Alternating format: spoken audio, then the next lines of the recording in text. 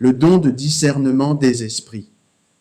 Bien-aimés dans le Seigneur, aujourd'hui plus que jamais, l'Église a besoin d'un regard clair, affûté, éveillé. Le monde spirituel est actif, les ténèbres se déguisent en lumière et la séduction rôde jusque dans nos assemblées. Mais Dieu n'a pas laissé son peuple sans armes. Il a donné à l'Église des dons, et parmi eux, un don stratégique, un don de garde, un don de sécurité spirituelle, le don de discernement des esprits. Discerner, c'est séparer, trier, reconnaître. Il existe le discernement diabolique, Marc 1, verset 24, Acte 19, verset 15. Le discernement naturel par l'intelligence humaine. Le discernement spirituel, Hébreux 5, verset 14. Le chrétien spirituel ne se contente pas de ce qui brille, il cherche ce qui est vrai. Il ne suit pas l'émotion, mais la voix du Saint-Esprit. Le don de discernement des esprits. Ce don est un radar spirituel surnaturel. Il permet de savoir si une parole, une action ou une manifestation vient de Dieu, du diable ou de l'homme. C'est un don de protection, un bouclier invisible pour l'Église. Les manifestations pratiques du don. Le discernement peut se manifester par une pensée inspirée, par une voix entendue de manière spirituelle, par une odeur particulière révélant une présence démoniaque, par une perception intérieure de paix ou de trouble. Ce don permet de distinguer la présence de Dieu d'une supercherie spirituelle. Le discernement dans l'Ancien Testament, Salomon demanda à Dieu un cœur pour discerner. 1 Roi 3, verset 9.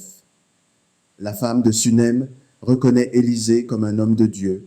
2 Rois 4, verset 9. Néhémie détecte le faux prophète payé pour l'intimider. Néhémie 6, verset 12. Dieu a toujours équipé ses serviteurs du discernement pour éviter les pièges spirituels. Dans le ministère de Jésus, Jésus démasque Satan à travers Pierre, Matthieu 16, versets 22 à 23. Jésus lit les pensées des pharisiens, Luc 5, verset 22. Il interdit aux démons de parler, car il savait qui il était, Marc 1, verset 34. Le discernement est un signe de maturité spirituelle et de mission divine. Dans le ministère des apôtres, Pierre démasque Simon le magicien, Acte 8, versets 18 à 20. Paul dénonce l'esprit de Python chez une servante, Acte 16, versets 16 à 18. 3 sources de révélation doivent être discernées, l'esprit de l'homme, Ézéchiel 13, verset 2, l'esprit démoniaque, Jean 8, verset 44, le Saint-Esprit, 2 Pierre 1, verset 20 et 1. L'importance du don aujourd'hui.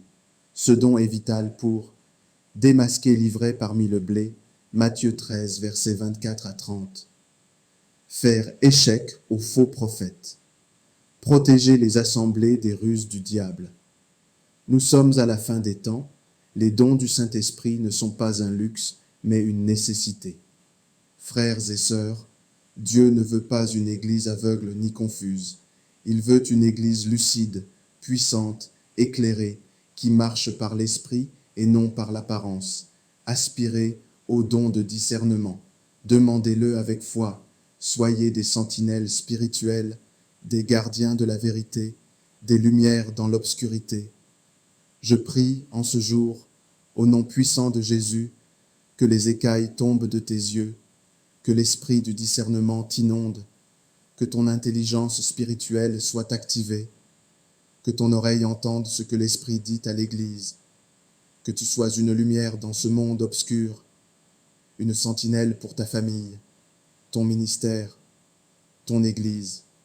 Lève-toi, que Dieu t'ouvre les yeux pour voir ce que l'homme ne voit pas et discerner ce que d'autres ne perçoivent pas.